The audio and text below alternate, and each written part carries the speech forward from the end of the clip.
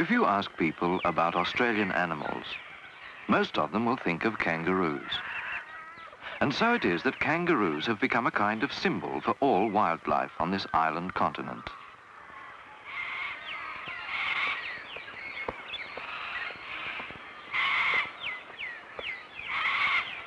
But the early explorers and artists talked about Australia as the land of parrots. There are many different parrots found all over Australia. Birds like the pink cockatoo are really beautiful, but nowadays you'll see them in only a few places. Other parrots are more common, like mallee ringnecks or cockatiels. But just about everywhere in Australia, you'll find galahs.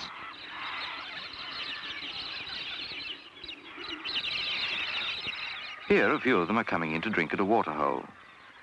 It's early morning, and in summer they'll usually drink at this time before moving away from the trees to feed.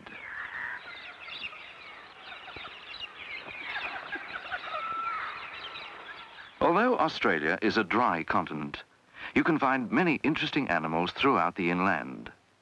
All of them are well adapted to the low rainfall. The largest bird in Australia lives here, the emu. It's about 5 feet tall, but can't fly. However, it's got very powerful legs for self-defense and can run at over 40 miles an hour. Unlike most other birds, it's the male emu that incubates the eggs and takes care of the young.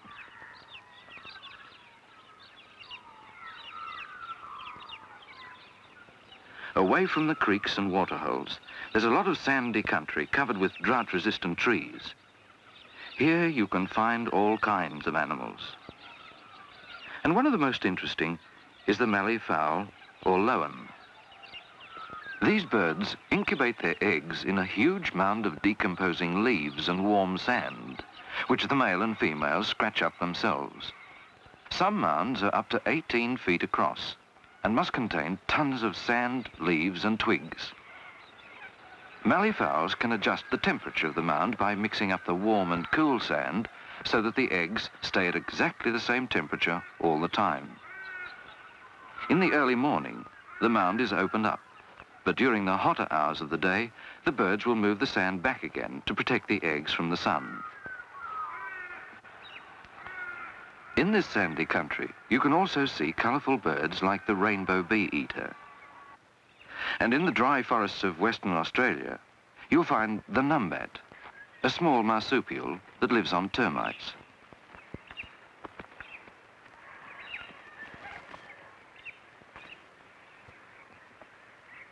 But it's on the wide plains of Australia's inland that you'll see huge mobs of kangaroos.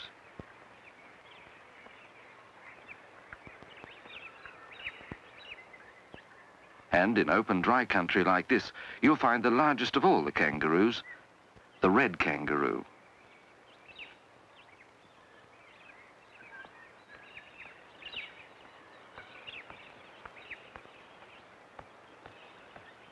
They live in the driest parts of the inland, feeding on small herbs and grasses. Kangaroos, like many other Australian animals, are marsupials. This means the female has a pouch in which the young completes its growth. Here, a kangaroo is being born. You can see that the tiny embryo is only about an inch long, and although it's completely blind and deaf, manages to crawl over the fur of its mother and into the pouch.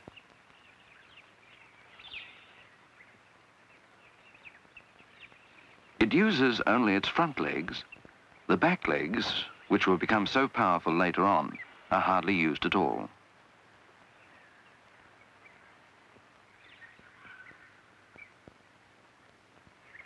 In the pouch, it attaches itself to a teat and grows for about the next 6 months.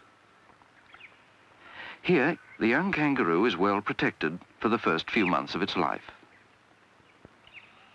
Then the young kangaroo, or joey as it's called, is weaned. This weaning process will take about 6 weeks.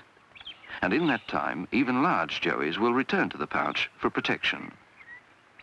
But gradually, As it begins to eat grass, the young will leave the pouch forever, but will still follow the female for several more months.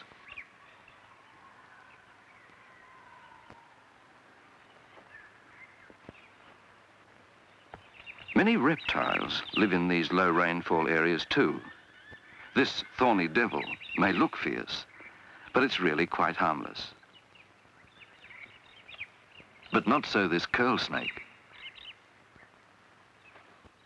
Running down the eastern coastline is a long range of mountains that divides the dry inland regions from the fertile coastal plains. Along these ranges grow the tallest hardwood forests in the world, made up entirely of evergreens, mostly eucalypts and acacias. You'll find many of Australia's best-known animals in these forests. The lyrebird is one of them.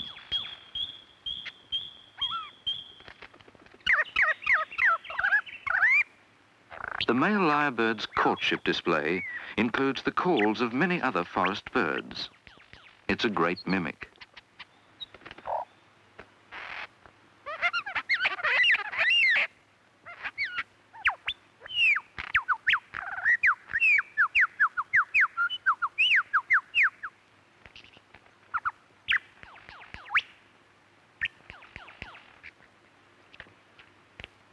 After the breeding season, this male will lose the two beautiful outer feathers of his lyre-shaped tail.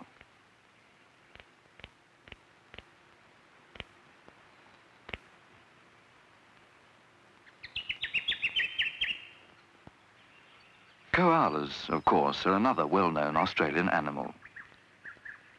They usually sleep during the day and move about to feed in the evening or during the night. By the way, koalas are also marsupials. They are not related to bears in any way. Swamp wallabies live in thicker parts of the forest. They're just smaller members of the kangaroo family.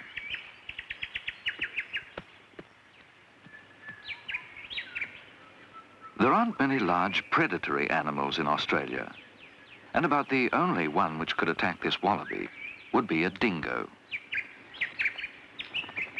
Dingoes are related to wolves and probably descended from the pale-footed wolf of Asia.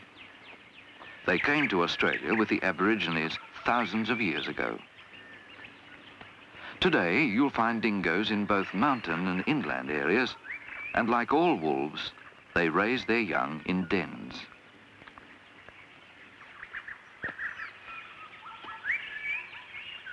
The wedge-tailed eagle is another large predator, living mainly on smaller animals like rabbits. They're huge birds with a wingspan of around 6 feet. Their large stick nests are used for many years.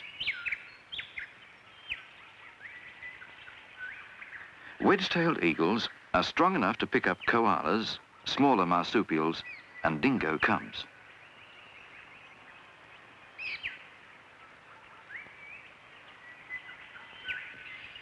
The echidna, or spiny anteater, is perhaps one of Australia's most unusual animals. It's one of a special group of mammals called monotremes. These animals lay eggs like reptiles, but also suckle their young like all mammals.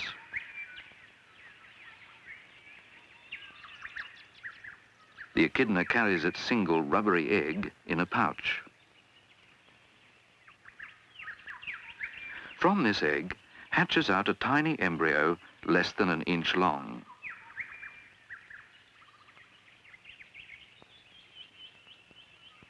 This embryo will continue to grow in the pouch of the female for several months.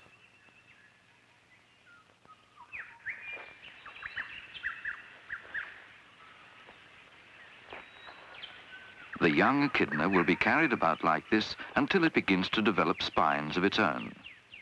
And then it will be left to sleep in a hollow while the female hunts for food.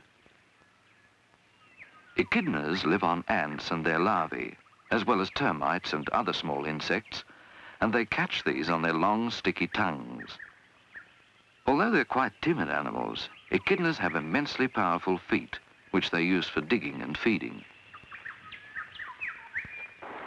The platypus is another monotreme. Its soft bill is very sensitive to vibration and touch. They live in the freshwater streams and lakes of eastern Australia, but often they're hard to see because they spend so little time above ground or out of the water. They live in burrows along the riverbank, and usually the entrance is very close to the water's edge. Underwater, a platypus searches for worms, crustacea, and small insects. And it finds them using only its sense of touch, as both eyes are closed when it's swimming. A female platypus lays 2 or 3 eggs, but she leaves them in a grass nest at the end of the burrow, instead of carrying them in a pouch. Many Australian animals are nocturnal. This is a wombat, another large marsupial. They spend the day underground in one of several long burrows they keep open and come out at dusk to feed on roots of plants. As it gets darker, many other animals start to feed. There are several nocturnal birds. These owls hunt for the smaller marsupials in the forest.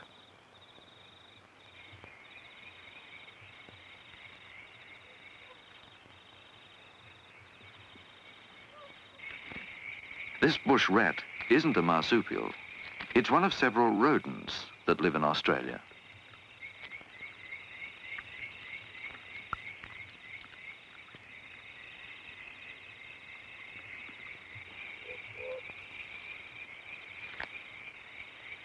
But this little brown phascogale is a marsupial, one of the smallest of them all. It's about the size of a mouse, but very quick as it hunts for insects on the ground and in the trees. This is a tuan, another marsupial, about the size of a rat.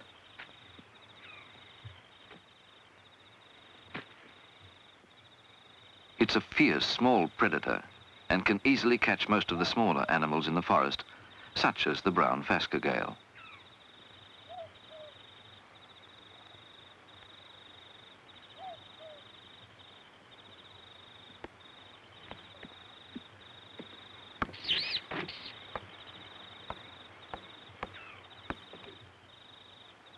The powerful owl is a huge bird, the largest owl in Australia. This sugar glider is one of several interesting marsupials that can glide from tree to tree by stretching out a flap of skin between the front and back legs. The largest of these gliders in Australia is the greater glider.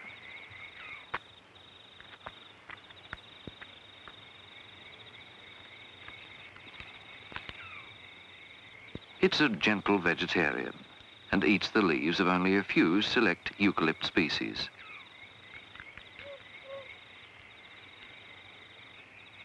The smallest glider is the tiny feathertail. Smaller than a mouse, it lives on nectar and pollen.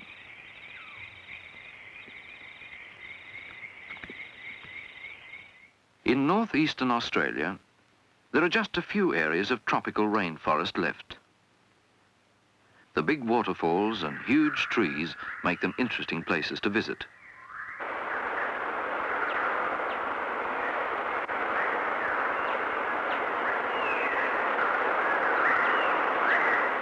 It's quite an experience to see a colony of flying foxes, or fruit bats as they should be called. This female is suckling her young as she cools herself.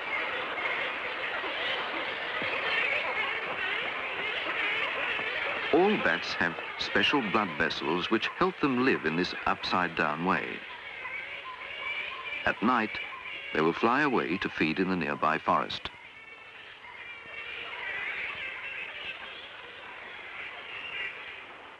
The green tree frog also lives here. He'll hunt for insects as soon as night comes.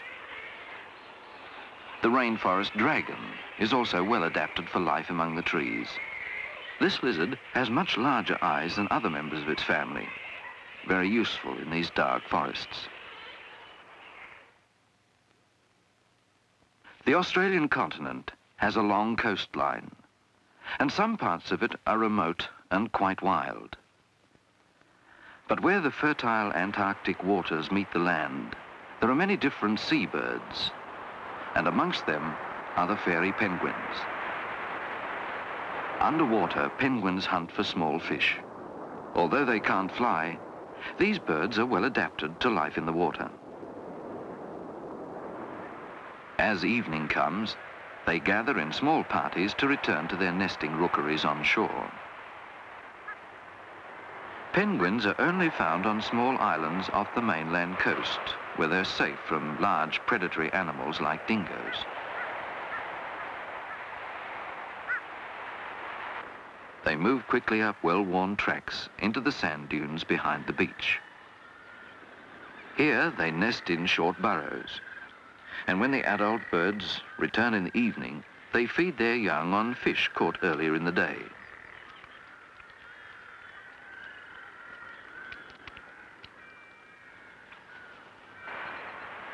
Before dawn, many will head out to sea again to catch more food for their young.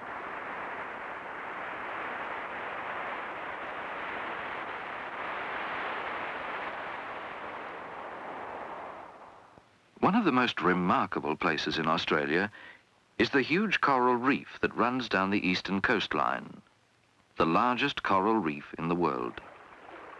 This reef has been built up entirely by animals, tiny coral animals less than an inch long. There are no rocks here and very few plants or seaweeds. It is entirely a community of animals. Many of them depend on one another in some way. This large sweetlip is being cleaned of parasites by small, cleaner fish. There are many species of coral, and they all feed on drifting particles in the water. The whole of this reef, then, has been gradually built up by animals over many hundreds of years. It's one of the great natural wonders of the world. For most people, Australia is the land of marsupials. But wherever you go around this island continent, there are all kinds of fascinating animals to be watched and enjoyed.